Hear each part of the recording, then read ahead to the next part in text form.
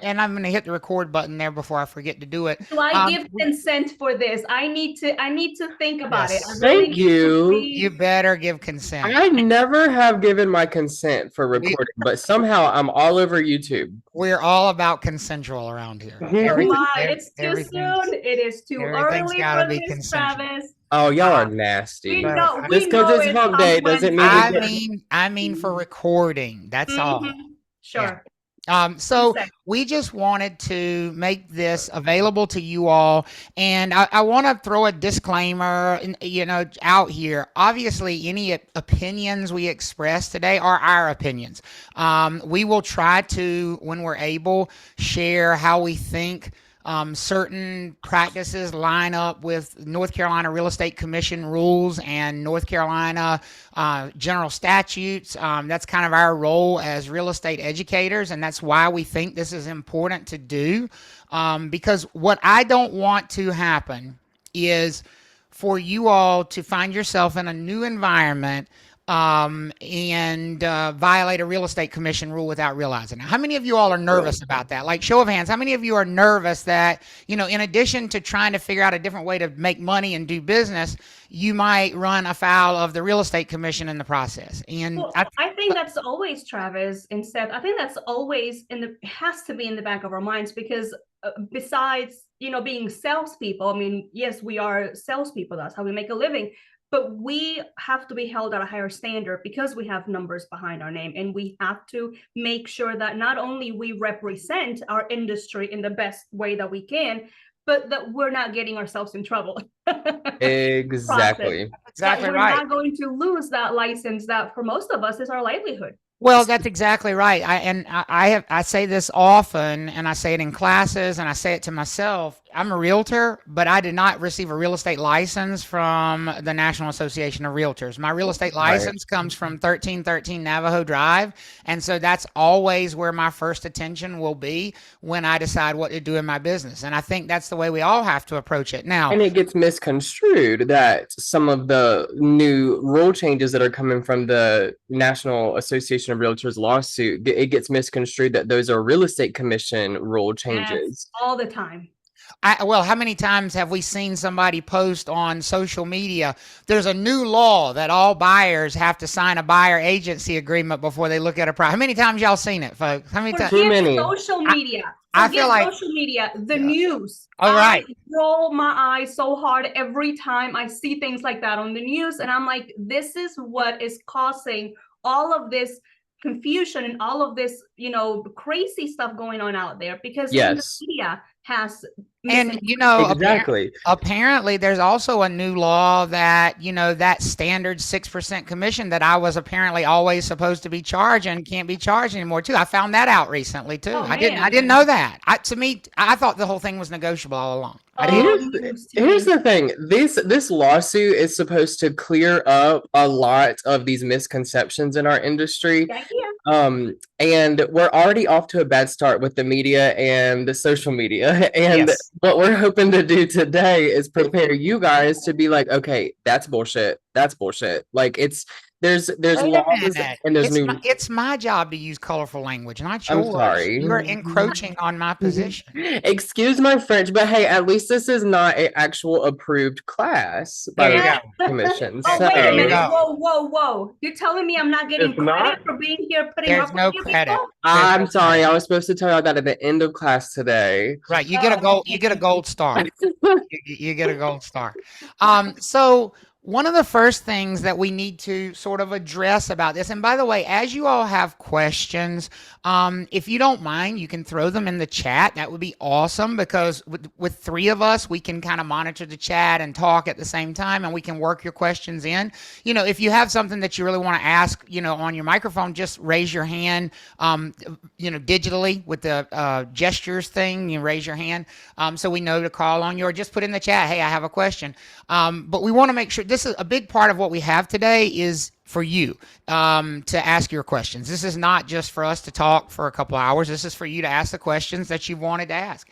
And this session is going to focus specifically on being a listing agent. I know many of you are probably also signed up for the Friday session for buyers agents. Not surprisingly, that one filled up much more quickly than this one did. FYI, we capped it at 300 for Friday, and we ended up hitting 300 in like 12 hours, which is crazy. But that's why we're going to record these and make the recordings available. I'm not surprised that the buyer session on Friday filled up more quickly, but I actually think, Seth, Leslie, that listing agents are going to have a huge new role as well. I think all along this has been about buyer agent, buyer agent, buyer agent. But I think what we're learning now is that so much of this is going to fall back to listing agents and how they approach things out of the gate to set us up for success in these transactions. Yeah, that's how it all starts. And I think it's important to understand that we're still all here to accomplish one goal, which is to represent our clients to the best of our abilities. And we all need to work together in some way, shape, or form, following rules, following laws, and making sure that we're not, doing it for free in the process. Nobody wants to work for free, but we want to do it the right way. Yeah, not me, not me. We're doing this for free, and listen, I almost threw up 3 times this morning. I couldn't even. No. Oh my God, you're stupid. Fun fact. We did put this together in like last minute because we have to find a time where all 3 of us are available, which is impossible in our office. And I'm just totally impulsive anyway. When an idea hits me, I'm like, let's do it tomorrow. Let's just do it. He literally calls me on Sunday afternoon. I'm at the mall with my daughter, which is a nightmare. So I was already in a really crappy mood. And he calls me. He never calls. He always texts. So I'm like, Travis calls. I got to pick up the phone. He writes the paycheck. So I kind of have to. So I pick up the phone and he's like, hey, you want to do something about this whole NAR thing? And I was like, yeah, we had a discussion about it. He's like, okay, how about Wednesday? And I'm like, wait, what? Hold on a second. So there you go. And yes, we are recording both, and we will make the recordings available. We will get it uploaded to YouTube. The magic of YouTube, everybody will be able to see it and access it if you need to. So if there are things you need to go back and reference, you'll be able to do that. One of the first things, and this is true whether you're working with buyers or sellers, is one of the goals of the settlement and one of the preferences of the Department of Justice in all of this, in their role in this thing, is we have been instructed from NAR as realtors that we should stop referring to commission in real estate transactions, that our language should change to compensation. Now, I'm not terribly sure that makes a difference in the grand scheme of things. I'm not sure why that's an important point for them, but it is. And I guess the reason it's an important point is because commission has the connotation that it must be percentage based, that it must be a success fee that's a percentage of a sales price. And the reality is our compensation does not have to be percentage based. It doesn't have to be based on even success. We could be paid for individual services that we render. And so I think overall the term compensation is better. Becca put in the chat, she likes professional fee. I think that's great as well. I think that would totally be acceptable. We should abandon best we can. It's going to take a while. Nobody's going to be perfect with this. It took me 6 months to stop saying the working with real estate agents brochure. That word brochure had just come out of my mouth so many times about that form. So it's going to take a while to discipline yourself to say compensation other than commission. You don't, in other words, I'm not charging a blank percentage, X percentage commission. I'm charging this as my compensation. That's the language they want us to utilize. So I think it's also important to clarify, and I think for the most part, all of us know this, but it's important to I guess mention that this new rules that we're talking about only applies to realtors, and I mean realtors, members of the Association of Realtors. Granted, a lot of us in the residential world are going to be realtors simply because of the way the business is, because of the resources that we have, having access to that. But this only applies to realtors. So if you are not a realtor, you really don't have to worry about this new rules that we're talking about. That's exactly right. And that goes back to what you mentioned earlier and Seth talked about a few minutes ago. there are no new laws, at least in North Carolina. The Real Estate Commission has not altered their rules surrounding this settlement. The Real Estate Commission has the same rules. One of the things that we've learned throughout this, and many of us knew it already, but it's very painfully obvious now, is that North Carolina already had really good rules about compensation and disclosing compensation and how we address who pays us and how we talk to clients about that.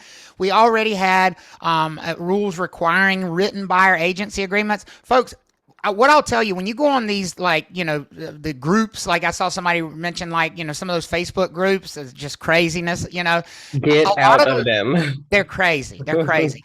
A lot of those folks. Entertainment. It is free entertainment, actually. Yeah. Train wreck entertainment.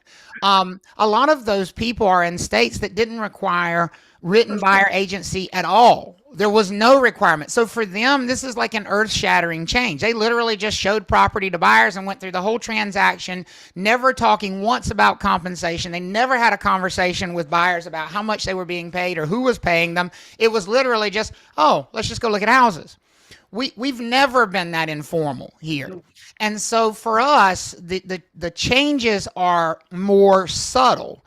But that also means we didn't need any license law changes. We didn't need to have, so I don't have to teach you about new rules from the Real Estate Commission. So everything we're talking about is just related to us as realtors.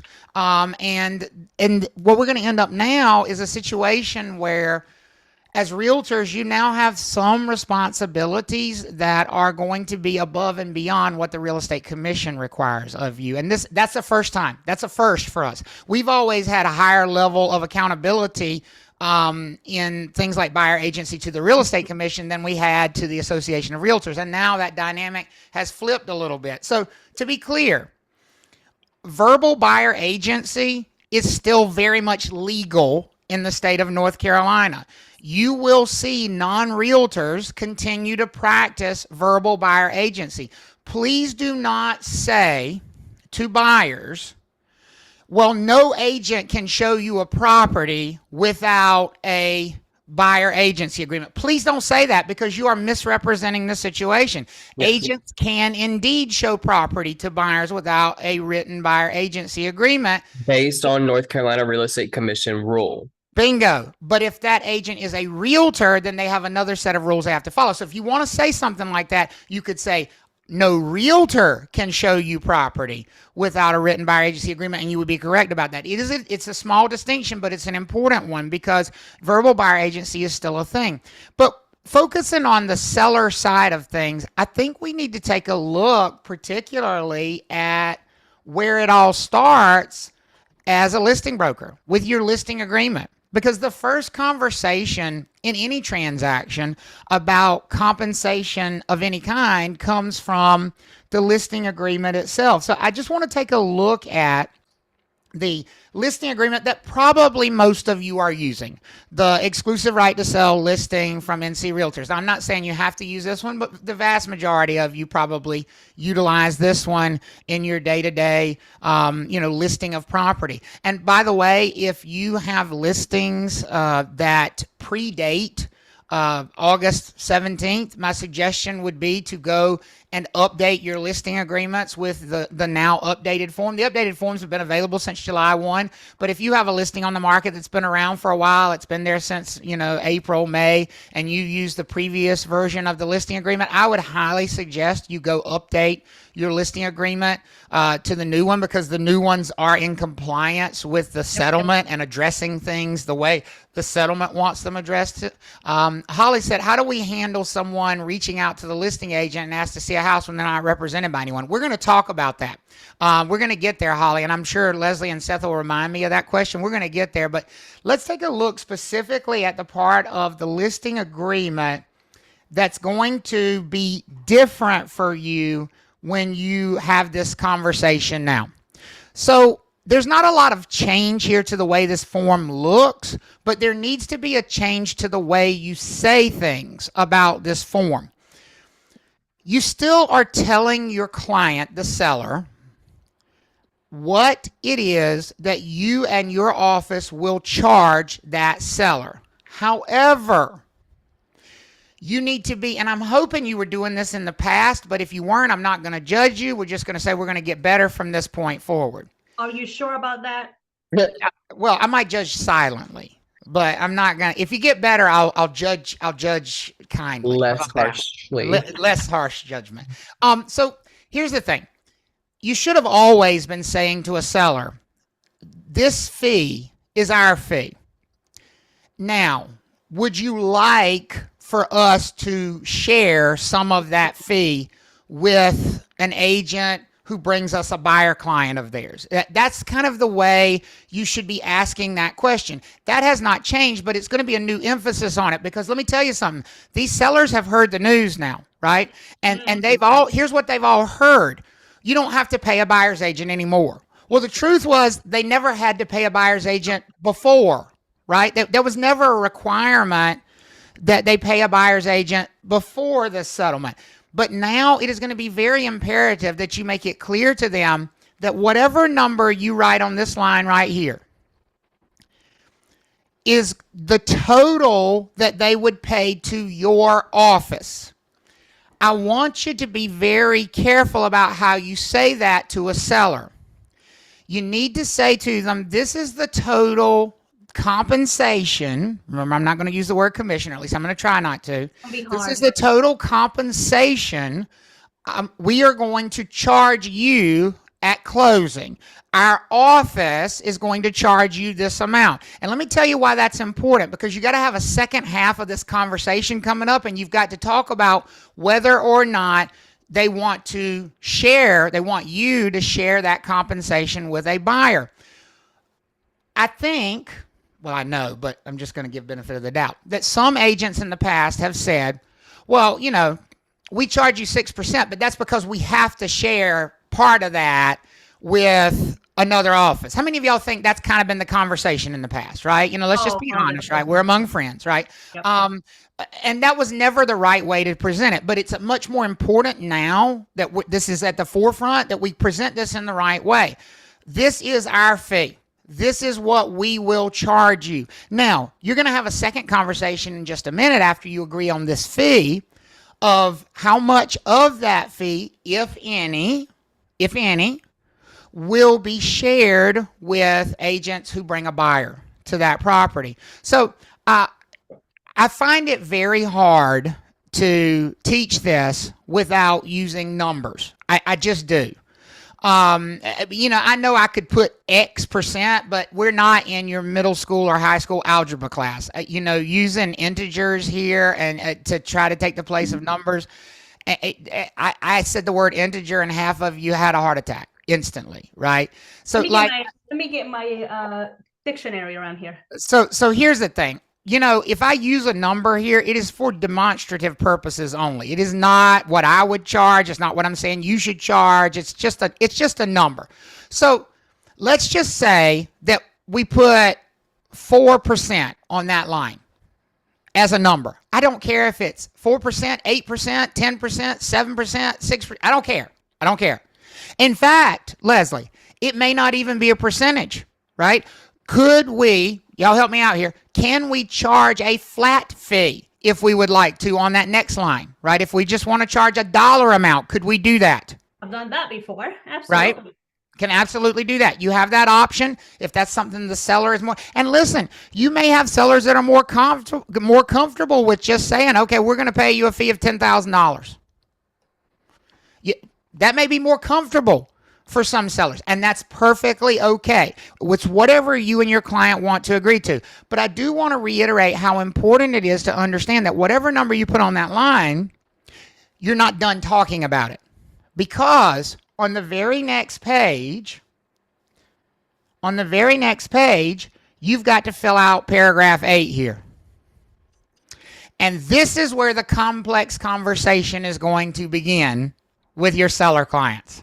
How many of y'all have presented a listing agreement in the last couple of weeks and had to have this conversation? I see Tammy raised her hand, and Karen and Holly, a bunch of you. Eric, good. This is a tough conversation right now with sellers, because you're trying to navigate what they've heard, all those outside influences, right? So the first thing you're going to have to ask the seller is, okay, Of that fee that we just discussed, do you anticipate wanting to share that fee? Do you want some portion of that fee shared with agents representing the buyer? And Leslie, let me tell you, I think this is going to lead to some having to go back and readdress that fee they just talked about, right? Yes. Because here's the thing. If you've had this discussion with your seller and you've said, okay, well, our fee is 4%. That was the number I used. Our fee is 4%. And now they say, well, yeah, I'd like you to pay a buyer's agent and I'd like you to pay that buyer's agent 3%. I'm not sure I want to be working for 1% as my compensation in the transit. So we have to point out to them, hey, this number that you want us to pay out here is coming out of that other number up at the top. So we have to talk about that other number again. And that's what I mean about this has got to be a little bit more involved conversation than we've had in the past, probably. Yeah. It's important to let them know that that first compensation you have, it's the entire compensation they would pay. If they are willing to pay a buyer's agent, allow you to share that compensation from them, and that's going to come out of this paragraph. And that is why, Travis, we need to put it on the agreement, because your sellers need to know. Again, we need to be transparent when it comes to this. We need to disclose this information to them. So we need to let them know, yes, we are going to charge you $10,000 to list your property. Out of this $10,000, if you're okay, we will pay out $7,000 to a cooperating officer. I love John's comment right here, folks. That is a golden comment in the chat. John said, I can see some agents beginning with paragraph 8 and then going backwards and working to the total fee. I love that, John. I think that's a fantastic idea, because here's what John, I don't want to speak for John, but I'm pretty sure this is where he's going with this. I may have in my mind what I want our fee on our side to be of the transaction, but I don't know what the seller's stance is on paying a buyer's agent. So maybe let's talk about paragraph 8 first and say, okay, do you want to pay a buyer's agent? Do you want to offer compensation to any buyer agent who brings a buyer client to this property, right? And establish that number and then back up to the total fee line and say, okay, well, you've already said you want to pay 3% to a buyer's agent. Now let's talk about what our fee is for our representation, and we have to add those together to get the total fee. How many of y'all think that could be maybe even a better way to have the discussion, right? So that you could talk, get the buyer's side, discussion out of the way first, right? And just to clarify and just to confirm, so everything we're talking about right now is just from meeting a North Carolina Real Estate Commission rule. Is that correct? Everything we're talking about now is meeting the Real Estate Commission rule and meeting the requirements of the settlement, right? So we're hammering in on both of these at the same time now. Now keep in mind, we're not talking about at this point, to Buddy's comment in the chat, we're not talking about at this point the seller paying compensation directly at this point. We're talking about the more traditional path of the real estate listing office sharing some portion of the listing commission. That is the commission that should be addressed on the listing agreement. What portion of our total commission do you want us to share with offices that bring us a buyer, right? Because the seller should be allowed to say if they want to. Absolutely. That. Okay. And some sellers may say, I don't want to pay a buyer's agent. Some sellers may say, you know what? I do not want to pay anything to a buyer's agent. I don't want to check any of these boxes, right? So if they don't check any of those boxes, then the only fee that's going to be here will be the fee that you're charging for representing them as a seller, because you would not be sharing any compensation. Now, I want to be clear about this, and I think this is an important point as we discuss this. Just because a seller does not agree to offer compensation in advance, and I think you need to explain this to them as well. Just because they don't agree to offer compensation in advance does not mean that you as a seller will not pay compensation to a buyer's agent. Can you say that one more time?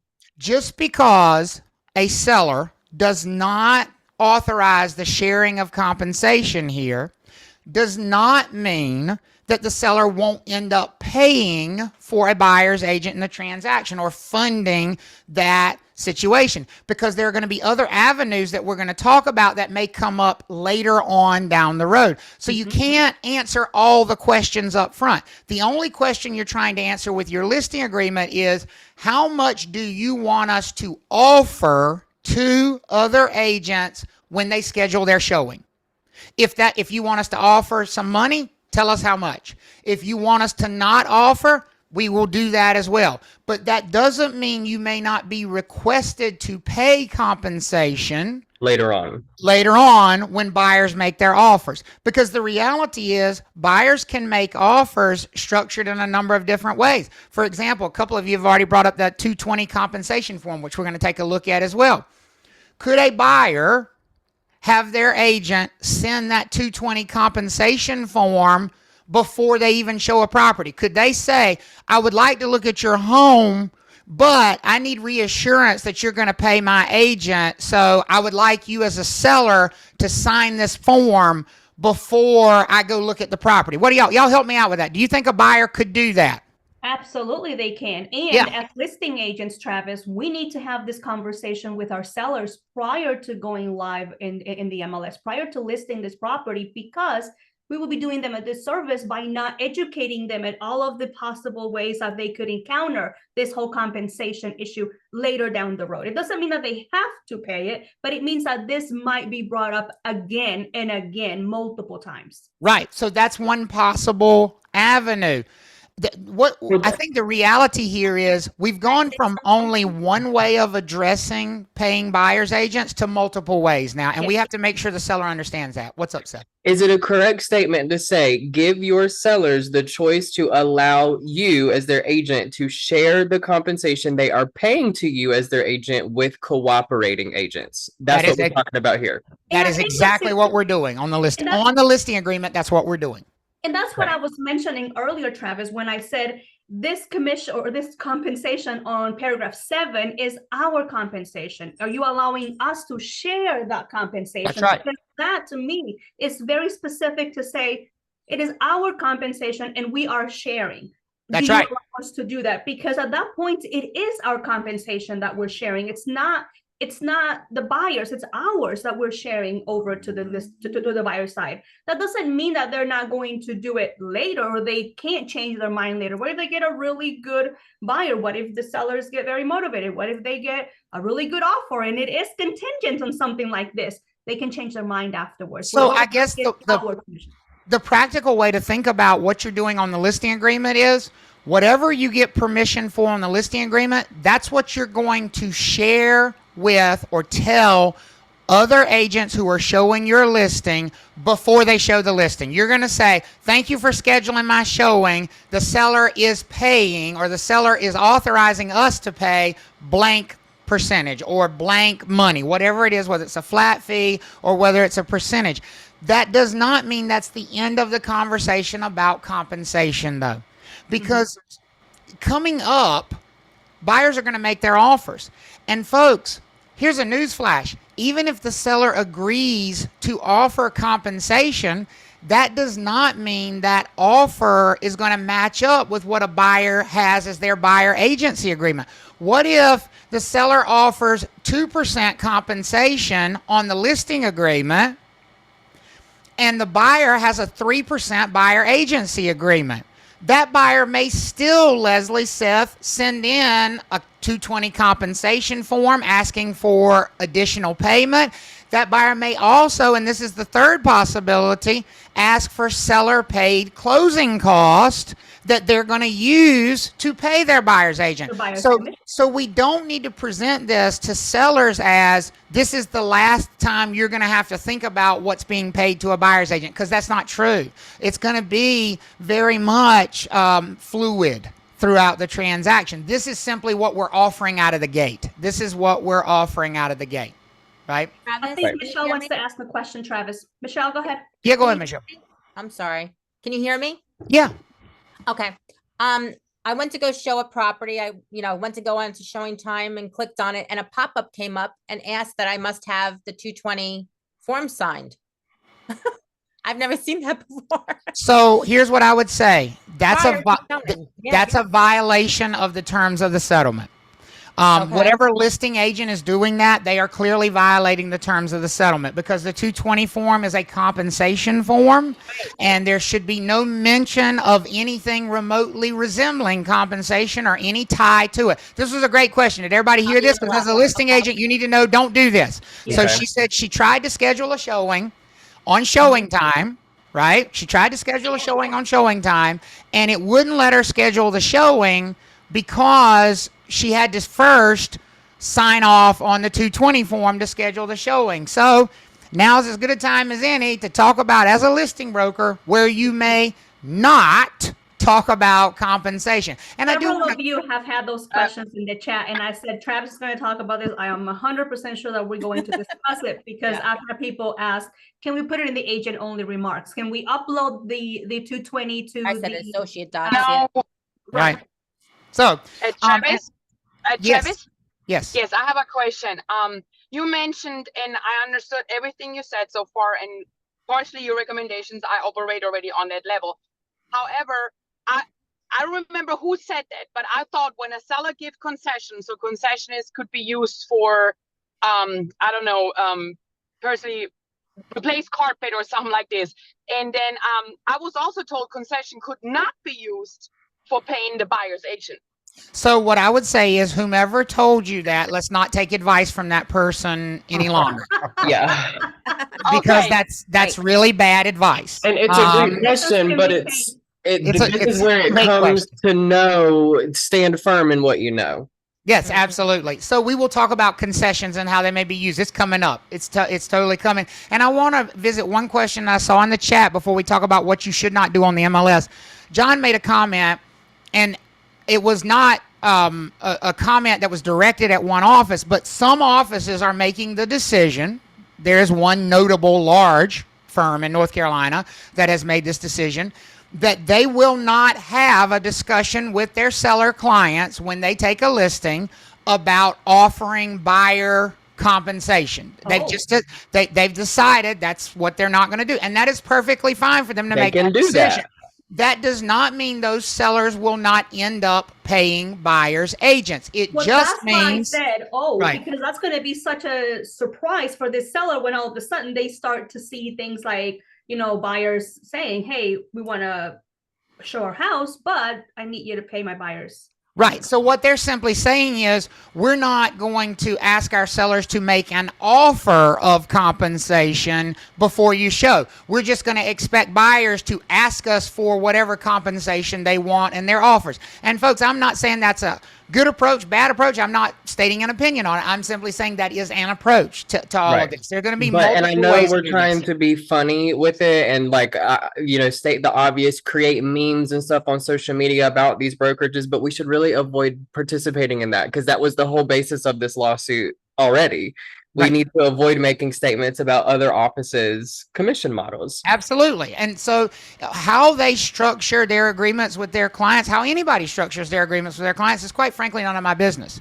And so all I know is that you need, as a listing broker, to have this discussion with seller clients ahead of time on your listing agreement about whether or not they're going to make an offer of compensation. Now, if your seller has agreed to make an offer of compensation to every agent who shows the property, which is the more traditional approach. That's the one that everybody's crying, boo-hooing that it went away, right? It went away. It didn't go away. Help me out, folks. Give me a thumbs up if sellers and listing firms are still allowed to offer buyer agent compensation as a blanket offer across the board to any agent who brings a buyer to their property. Is that still possible? Absolutely. Yes. Right? The only difference is now where you can make that offer is much more guarded. Yes. In the past, there was really no rule or rhyme or reason to where you could say that the listing firm had been authorized to share whatever amount of money. Now we have very strict guidelines about where you can share that money. And advertise it. It's like, it gets on my nerves when people like post on Facebook like buyers agents commissions are going away. No, they're not. they're not. I'm sorry. Our office has decided to make a new tab on our webpage and where the realtors can click onto and see our property address with the compensation amount, as long as it doesn't have the MLS number on it. Correct? That's perfectly acceptable. That is perfectly acceptable. So here's the thing. There are about 150 ways you can share compensation that's being offered. There's one way you cannot. Unfortunately, the one way you cannot was the one way that we all used. So you can choose to look at this as glass half full or glass half empty if you want to. Glass half full is you got any way you want to just about to share your compensation. Glass half empty, well, the one I want to use is the only one I can't use. So stop trying to work around it. Okay? No, you may not in the MLS or in any service that is affiliated in any way with the MLS. And here's how you know if a service is affiliated with the MLS, folks. When you schedule a showing through Showing Time, where is the button that you click to schedule that showing? Where's the button? Help me out. In the MLS? MLS, yeah. It's in the MLS. How does Showing Time get the data for their listings uploaded to Showing Time? From the MLS. Document manager. Where is the document manager housed? If you have one and it's in the MLS. So those are the places where you may not make any mention at all of compensation, right? Don't do it in CenturyLock. Don't do it in Supra. Don't do it in Showing Time. Don't do it in the MLS. Don't do it in the agent-only comments of the MLS. Don't try to do this. Make no statements about compensation in the MLS. Hey, Travis. Oh my God, it's so annoying. Do not do this. I think it's hilarious. Ugh. This is not okay. This is where I grab my popcorn. This is not Do a not good try to listing be description. cutesy about it. Like, stop. Right, don't do that. I heard somebody say my name.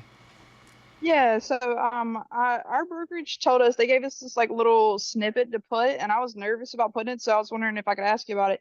So we're supposed to put seller will consider concessions towards the buyer's transaction cost as part of the negotiation process. The specific amount of this contributed will be determined, agreed, and finalized during negotiations and included in closing documents, contingent upon successful completion of the transaction. But that still has like that is a lot. That's a lot of words. That's a lot. That's a lot of words. How about seller will consider concessions? I mean, now I'm not your attorney, and if your attorney wrote those words, which it sounds like they did, then go for it. But that's a lot of words just to say the seller will consider concessions. I mean, I didn't hear anything wrong with what you said. It's not a violation, but it's just a lot of words. Yeah, that's what I figured. I just wanted to make sure it wasn't like illegal. No, it's totally not. It's totally acceptable because what you didn't say is what those concessions could be used for. Right. And Bryant did, by the way, Bryant did remove this from his MLS description when we told him this was not okay. when we let him know this was not cool, he a hard time. He took it down. He took it down. Travis, another question. I have my daughter's listing on, and we've had it on for a few months now, and I went to go reduce the asking price, and it wouldn't let me continue to save it unless I certify no compensation is offered in this listing. And I had to hit accept in order to save it. Yeah, that's an update on your MLS. You mean when you were updating the listing on the MLS? Yeah, there you go. I thought I was grandfathered in with that. No, you're not. No. Okay. All compensation had to be removed. Different MLS systems made their choice about when they pulled the plug. Like, for example, I think Triangle MLS in the Triangle was August 8th, but August 17th was the drop dead deadline for every MLS across the country. So we're now in a period where there should not be any mention of compensation anywhere remotely associated with the multiple listing service. So I I see John's question there. And John, I had a student ask me the same question, and I was like, let me get back with you on that. So, John, I have not, it's a question I've heard before. I have not heard either an NAR attorney or a DOJ official speak to that concern. I would say I would err on the side of caution and not do that. And here's why. Because if you use an auto reply, and it's going to say, your showing request on showing time. It's going to tie that it's coming as a result of that. What I think I would do is set up a little bit more of an automated system for myself, where when I see the showing request come in, that I just have an email at the ready to fire out to that person, so that I'm sending it as a separate email and I'm not in any way. I'm not saying it's wrong. I'm just saying I would be a little bit worried about it. I haven't heard anybody specifically speak to that. I know you're not putting it in showing time, but yeah, I think that's possible. I'm gonna probably step on some toes, and I deeply apologize for that. Ow. I am not as active in the business as I used to be 7-8 years ago, because now I focus 100% on, or most of my time, on teaching. But what is the problem with trying to make this all automatic? Again, I'm going to step on toes and I apologize. Isn't it our job as listing agents to be on top of things, to represent our clients to the best of our ability? What is wrong with just keeping an eye on your emails and say, oh, I got a showing? Guys, I've been doing this my entire career. I personally send an email to every showing agent for my listings before this whole mess started. Right. And say, hey, thank you for showing my property. I think to your point, Leslie, this is a great time for us to kind of revisit maybe some of the things that we had let become too automated in the past. Sense of like personal touch. Maybe we need to reassess that as a listing broker. You should be contacting those who are showing your property, showing your listing. As a matter of fact, here's the way I like to think about it, folks. If I asked my seller client, would you like me to reach out to the agents that are showing your home before they show the home, just to tell them important things that they might need to know while they're showing the home? What do you think our seller clients would universally say if I ask them that question, folks? If I ask my seller client, should I reach out to the agents that are scheduling showings of your home just to make sure they've got all the information? Isn't that part of my job to like represent my client to the best of my ability, to make sure that I have a good working relationship, that I'm opening the door to conversation with that cooperating agent? I mean, I don't know. Here's the thing. I got some pictures on that. Yeah, they do appreciate that. Absolutely. And that's what they expect of us, right? So I've got some things on the screen that you can do. I mean, and I get it. This is all cute, and probably half of them are just staged to be fun. I firmly believe brokers are doing this. I'm sorry. Can you do these things? Sure. Because none of these things are associated with the MLS. But there are ways, guys, girls, folks, there are ways that we can do this in a much more, in my opinion, professional manner. Because I'm going to tell you, this, to me, tacky. Not illegal, totally tacky. It's the lazy way. I mean, I saw somebody, could you put it on Facebook? You can, but let me tell you what it looks like to me. If I was a buyer or I was a seller and I saw you putting your listing out there and the thing you're advertising is how much you're willing to pay somebody to show it, I'm like, all they give a crap about is money. They don't care about me. That is what that conveys to me. Now that's an opinion. That is not the law. That is not the stance of the settlement. You can do all those things, but to me, this is just tacky as hell, and I'm not going to do it. But I'll tell you what I am going to do. And I borrowed this from my good friend Brian Pate because he had already put this together, and there was no need to reinvent the wheel. But what Brian and I talked about and what he's doing and what we will do is we set up a cloud-based storage folder, whether you use Google Drive or OneDrive from Microsoft or Dropbox, whatever it is. How many of y'all have some type of a cloud-based storage? If you don't, you're kind of crazy at this point, right? Because you shouldn't be storing everything locally, right? I keep everything in my filing cabinet, okay, right next to me. You probably do, but set up a folder, right? And have it ready with I want y'all to take a picture of that QR code right there as we're talking about this. Take a picture of that QR code. Because to me, this is a very smart way to address these concerns.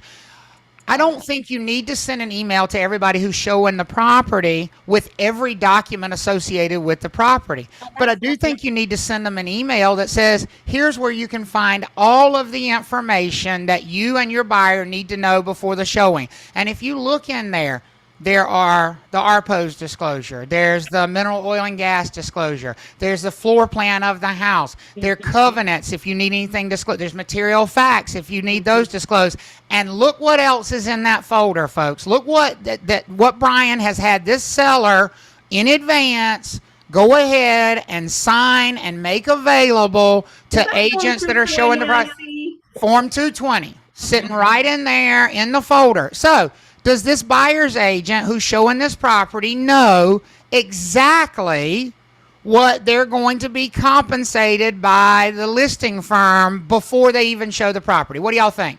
Yes, but just to clarify, this is not in the MLS. This is not in the MLS. This QR code's not in the MLS. It's not mentioned in the MLS. This is literally something where when the showing request comes in or an agent emails with questions about the property, one of the things that's going to be included in the response to that is this QR code. And, for those of you who like to do things automatic, you can semi-automatic make this thing possible. You can have the email typed up and ready to go, meaning like a Word document or whatever, typed up and ready to go when you see, and one for each of your listings, if that's what you want to do. And then have this ready so that when you get that email notification from either another broker or from the showing time, you can just copy and paste and send that over to the agent. Number one, I think you'll be in compliance. You will limit the amount of phone calls that you will get if that's a problem for you, because trust me, if you don't communicate with that buyer's agent in any way, shape, or form, they are going to reach out to you because this is an important thing for them. Some buyers will tell them, I don't even want to look at that property if your compensation is not going to be paid. So it's important to address it early as possible. And honestly, the earliest we can do it at this point is by sending that email or that text when you get that notification. Otherwise, you don't know before then that this buyer is interested in your property. That's totally right. So here, I want to be clear about this idea of having like an external kind of storage thing. Think of it as everything that's already in your document manager on the MLS, plus the things you're not allowed to put in the document manager on the MLS. So the things you're not allowed to put in the document manager on MLS would be things relating to compensation. Mm-hmm. You can totally put that compensation form here because it's your folder. It's not housed on the MLS. It's not housed in one of those systems that attaches to the MLS. This is yours. It belongs to you. Now, you can also, to the comment that we had earlier from Michelle, your office can put it on their website if you'd like. You can send it out in an email separately if you would like, the compensation. You can do all of those things to try to avoid a bunch of agents. You could text the link. I love that comment, Angela, right? You could text the link, text the QR code to somebody. If you don't want to use a QR code, just send them the link. If you like QR codes, use those, right? Whatever you want to do. You don't have to get super tech savvy to do this. Most of us have some type of cloud storage, and if you don't, find somebody who can help you. It'll take 10 minutes till you learn how to use a cloud. I'll put his phone number there. Just call Seth. He'll do it for you. Put my Cash App too. He first started with this, oh yeah, sure. And then when I said exactly what it was, it's like, wait a minute. Yeah, so, back up. So Travis, how do you feel about, is this too soon to put that QR code in I don't know if it's relevant to put it on your for sale sign. Do you think there's no need for that? Because I think that is, I would not personally put this on something that's forward facing to the public necessarily because it has that compensation in there, and that's only relevant to real estate brokers that are showing the property. I don't think there's a problem with that, but that me personally, I would send this directly to agents. I think that's an individual choice. I think it's totally okay to put this on your listing sign because it does have pertinent information that buyers would need, obviously. So I don't think there's any problem with that. I think it's going to be an individual choice of how you handle that. And I always want to make it clear when I'm saying something that I would do versus something I think, is totally fine if you want to do it. Now, a couple of really good questions have popped up in the chat. Kyra said, do you think stating how much the seller is offering as compensation reduces the negotiation ability? I don't know, Kyra, but it could, of course. The way I'm going to answer that is, would that have been a question that would have come up in the past, or is that only a question now because we're having to much more directly deal with it? Because the reality is most of these transactions have been happening all along with buyer agent compensation already being a stated amount. Did we think of it as reducing the negotiation ability for the last 40 years? Probably not. I think you got to frame it from the perspective of letting your client choose. Absolutely. That is the perfect note, Seth. It should all be about the clients. Ultimately, it is what the seller wants to offer, and then when the offers come in, it's what the buyers want to construct within their offer. And really, please pay attention. If you're not coming on Friday, please do watch the video of the Friday session because we're going to talk about some of these things today, but we really are going to hammer on Friday with the buyer section about what you can and cannot do with presenting offers that stays within real estate commission rules of compensation. Very dangerous because that could not only break MLS rules or NAR rules, but it could also get you in trouble with the real estate commission. Absolutely, and that is what we do not want to do. Holly put in the chat, she said, I have a new listing and had about 5 showings this week. None of the agents have sent me any documents or asked any questions about compensation. Should I assume they're handling it on their end? I'm not sure I was supposed to handle it. I've texted them and said you'll be getting 2.4%, but they didn't ask me. I thought that was odd. So, Holly, am I surprised? No. Do I think the buyer's agents have severely dropped the ball? Absolutely. I do, because I think acting as an assumption that they're going to get paid. Absolutely, they're business as usualing it, right? Reality check in some of these situations. Well, what they're going to end up in is situations where they either violate license law by refusing to show a property because they're not getting paid, which would be a huge violation of license law, or work for free, which in my opinion is a bad outcome either way for that buyer agent. But that's why we have to talk to the buyer's agents and about how they need to handle things. To be clear, whatever offer of compensation your seller client is making needs to be conveyed, in my opinion. Now, real estate commission rules are a little bit different than my opinion here. Needs to be conveyed before the showing. The real estate commission would probably say before an offer is made, because they'd probably say this is a material fact. How many of y'all think this is a material fact to the buyer making the offer, whether or not the listing firm is offering compensation? Because remember, that buyer is probably on the hook for paying a compensation, and they need to know what if anything, they're going to have to pay. So they need to know that before they make their offer. Yep. I personally believe they need to know it before they go on the showing, because I do not believe in wasting anybody's time. And if, as Leslie mentioned earlier, there will be buyers who will not want to take a chance and will not want to see properties where there's not a guarantee of compensation. Even when their buyer's agent explains to them, listen, we could write it into your offer. We could we could write seller concessions into your offer. We could make an offer work for you even though they're not offering compensation.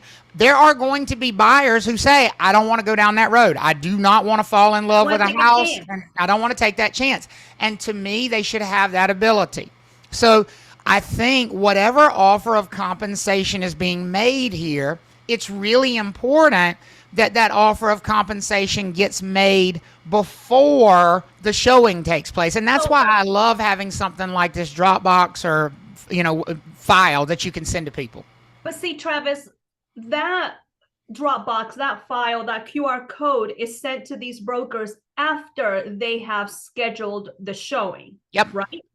So the question is and we have to get creative with this because a lot of it involves marketing in the MLS, which is a big no-no anymore. But have you thought of ways to, and I'm not trying to, cheat the system, but I'm trying to show brokers that my seller is willing to pay a compensation to their compensation before they even click on that showing time button. And I'm trying to wrap my head around that without being all cutesy and putting it in my. Well, no, I don't think you're being cutesy at all. So let's talk about how you could potentially address that to convey the message that a seller is willing to compensate even if they've not made an offer of compensation, because that could be the case. There could be sellers that say, well, I don't want to offer X amount of money right out of the gate, but if somebody brings me the right offer, I might be willing to pay their agent, right? And I think that buyer needs to know these things prior to even going to see the houses. I remember being a buyer's agent and having 5-6 houses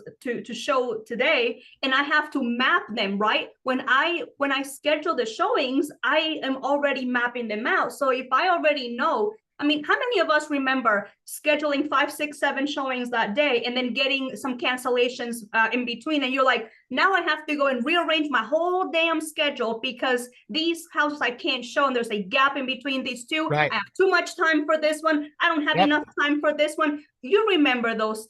I mean, I remember. I still have PTSD from that. Right, and that's when we were in the old school where we had to print MapQuest. Y'all remember MapQuest? Like, okay. Wait a minute now. Now you're just too damn old. I don't remember MapQuest. Don't you give me that? No, sir. Don't you give me that? Listen, not only do I remember MapQuest, Leslie, I remember them maps that once you unfolded it one time, you could never get it folded back up again. You know, you guys want to know why Travis's real estate license is not hung behind him like me? You want to know why? Because it's so heavy. It's like in a block of like rock. When they had to chisel it, it's so old that his wall would just kept falling off. Exactly. The wall will not sustain it. Exactly. Correct me if I'm wrong, though. You should be getting that information to, if you're representing a buyer, you should get that information to your buyer client before showing the property. That's a rule, right? Well, there's a rule that you should get it to the buyer before time of offer. It's nothing about showing the property, about making that. Right. Because if we're saying that's a material fact, all material facts by rule must be disclosed prior to time of offer. But remember, and this is the way I always look at real estate commission rules. Just because the rule allows me to go to that point does not mean that's practically the best time to do it. I look at it that way with the Working with Real Estate Agents brochure too. You know, like technically speaking, I can have a 20-minute conversation with a buyer and never give them the Working with Real Estate Agents brochure. But the minute they share something personal, I have to tackle them on the floor and tell them to shut up and give them the form. And I find that to be weird, right? So practical. And I think these conversations we're having today and Friday are all about practical and how can we do this following rules, following laws, but at the same time being practical. So going back to my question, how can we advertise? Because that's what we're doing, Travis. We're advertising this compensation without walking the line, without being cutesy, but still accomplishing the goal, which is letting buyers agents know, and buyers at the same time, what's going to happen when it comes to Angela said, Leslie, we need to be very demure and very mindful about We're not like you other girls. And if you don't get that reference, consider yourself lucky. But we're going to just learned it this week. We're going to be very demure and very mindful in how we. I knew it before Travis said. I learned it last week. Well, of course you knew it before me. You're 14 years old. You probably posted the TikTok. See, I thought this was because I'm not from here. I was like, well, I need to freshen up my English here, but it's not. It's just I'm just too damn old. Got it. Okay. Right. Now exactly. I understand why I don't get the reference. Exactly. Very demure. So very demure. So when you look at concessions or seller paid closing cost or seller paid expenses, they all mean the same thing to us. Now, I will tell you, they do not mean the same thing to lenders, and they do not mean the same thing to appraisers. They speak a little bit different language on this front, and I'll kind of address that best I can. But to us, we all know when we're talking about seller paid closing costs, or at least I hope we know when we're talking about seller paid closing costs, we're talking about that one line on the 2T contract. How many of y'all know that one line? The seller will pay up to blank toward buyer's expenses at closing. Y'all know what I'm talking about, right? Some of us who are in very competitive markets still we're like, what is that line? We haven't seen any number on that line in a very long time, but it might start to make its comeback. I've seen some markets starting to see seller concessions on their own. To answer the question of how do we not scare buyers away who might otherwise say, I don't want to see that listing if they're not offering compensation, how do we convey that message? Because Leslie's right. If we're waiting to send out the compensation information until after a showing is scheduled, or if the seller's not offering compensation but open to paying it with the right offer, we might need a way to convey that. And this is totally a way that's okay to convey it even in the MLS, as long as you're demure and mindful about how you convey the information. Okay, so this is a route that we're talking about. So let's say the seller has already said they're not going to allow you to share your commission or compensation. This is route number 2 of how we can. This would be another route where you could at least convey that the seller is open. Because here's what you can't say in the MLS: seller's open to paying compensation with the right offer. No, that's a no. Okay.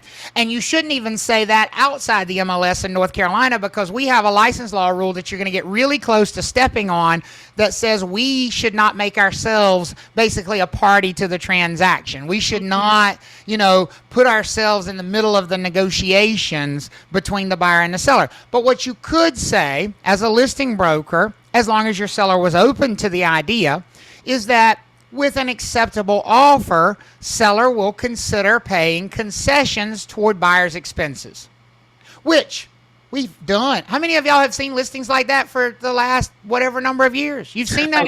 Okay. Just to clarify, it's not okay to say in the MLS that the seller will pay buyer's agent's commissions with the right offer. It is okay to say that the seller will pay some buyer's concessions. Right, or buyer expenses is fine too. However they want to choose to use it. You can say that the seller will make concessions toward buyer expenses. And I love Brenton's comment. Isn't compensation to a buyer's agent an expense for buyers, folks? Isn't that what it is? Right? So concessions, expenses. Okay. Right. The thing is that the buyer can ultimately ask for concessions in their offer. There's a line on the contract for that. And they can use those concessions in any way they see fit, as long as their lender approves of it. We're going to talk about that too extensively on the buyer side on Friday. But the buyer is free to use those expenses however they see fit. So we're talking about seller paid closing costs. That's exactly right. Okay. So if the buyer submits an offer, so what better way could a seller say, with the right offer, I'm open to pay a buyer's agent, than to say, with an acceptable offer, we're open to paying buyer expenses, or the seller is open to paying concessions to cover buyer expenses. How many of you all think that could get the job done of conveying the message to a buyer and a buyer's agent, right, that we are open to this idea? And Erica said, so define acceptable offer. Well, the thing about an acceptable offer is you never know what that is until you submit an offer. Which is negotiable. So I think it might help those of you that are still struggling with this whole concessions versus compensation. And why is that different? I'm seeing some faces there. Think about what your buyer pays as part of the closing costs. Buyer has closing costs. They have, origination fees. They have, if they're buying points, they have points. If they may have to pay certain, the attorney, they have to pay taxes. All of these are considered closing expenses for that buyer. If we had not asked for seller concessions, this money will come out of the buyer's pocket.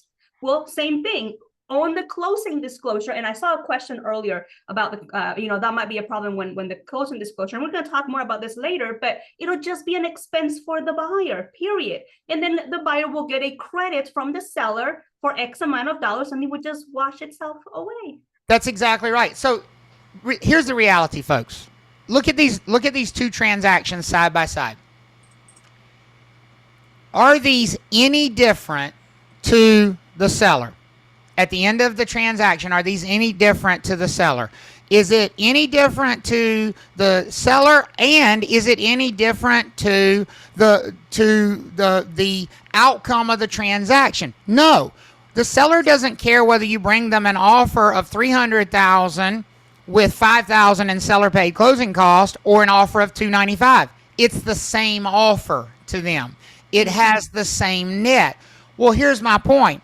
If the seller is not offering compensation and the buyer has to pay their own agent, then a buyer can absolutely guarantee that they're not going to be personally on the hook for that money by making their offer contain seller paid concessions.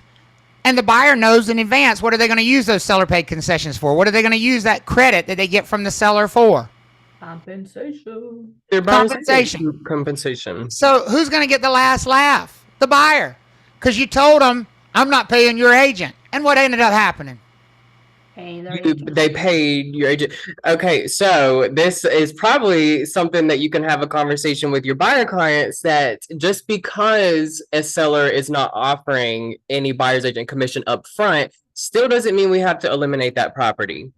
That's right. That's We can exactly still right. look at it and see if they'd be willing to. And that's the fear I'm trying to address from the listing agent side, because I'm worried that listing agents will try to put a lot of pressure on sellers to offer compensation by saying things like, well, no buyer's agent is going to show your property if you don't offer compensation. Please don't say that. Please do not say that. First of all, it shouldn't be up to the buyer's agent what property they show. Who should be deciding what property they look at? The buyer. The buyer, right? Now, you might say to the seller, there are going to be buyers who do not have the money to pay their own agent out of pocket.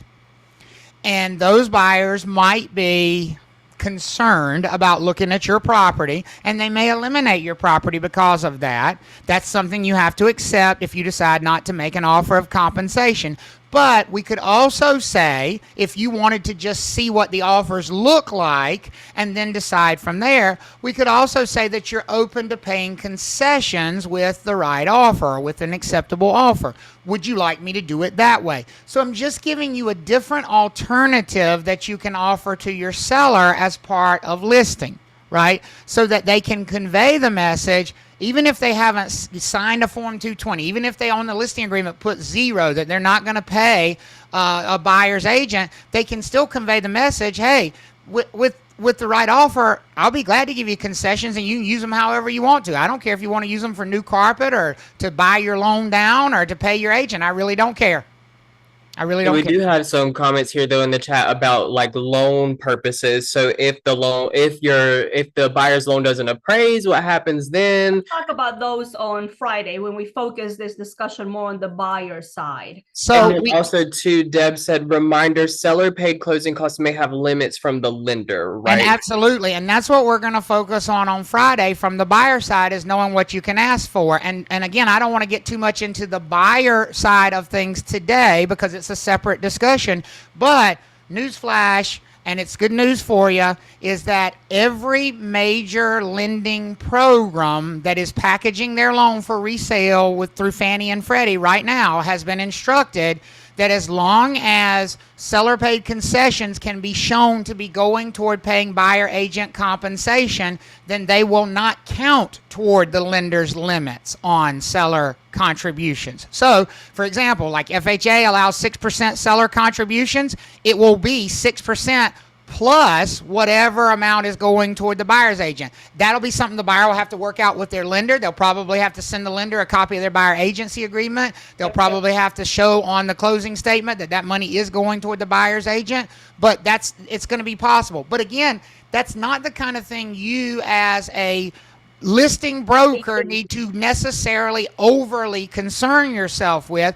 You just need to be able to explain to your seller that there are multiple ways we can convey to the public that you're open to paying. You can either do it up front through your listing agreement and make that blanket offer, or we can just tell people, hey, bring us an offer. If you would like to, ask us for concessions and we'll consider your offer. Okay? Jacqueline.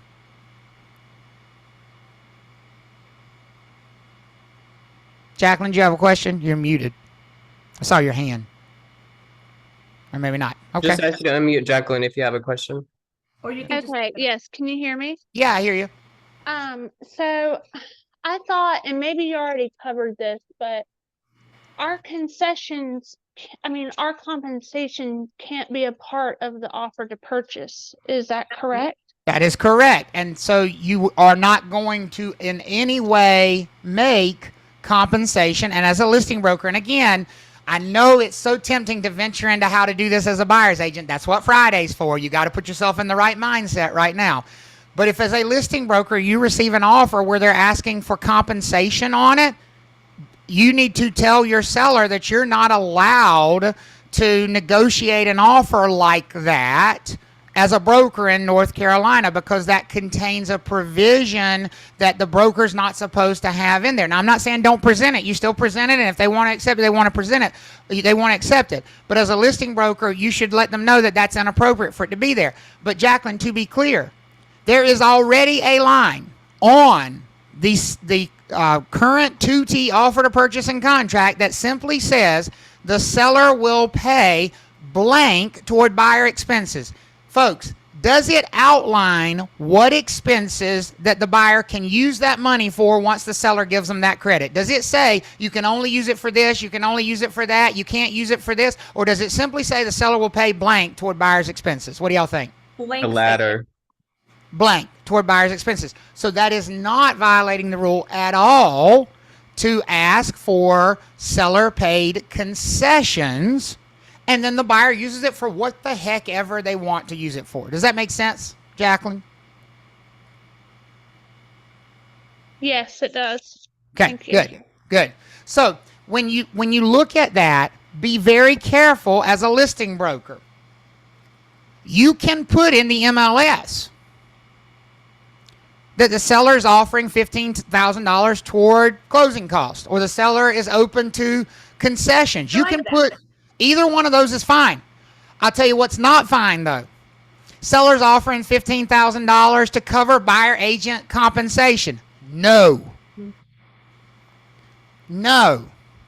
And I'm going to go a step further than that. As a listing broker, if you receive an offer and they're asking for seller paid concessions, do not ask them what they're using the seller paid concessions for. Okay. Because it could put you in an awkward position of now you're asking them to outline that some of it's going to be used toward compensation, and that could get you in some hot water.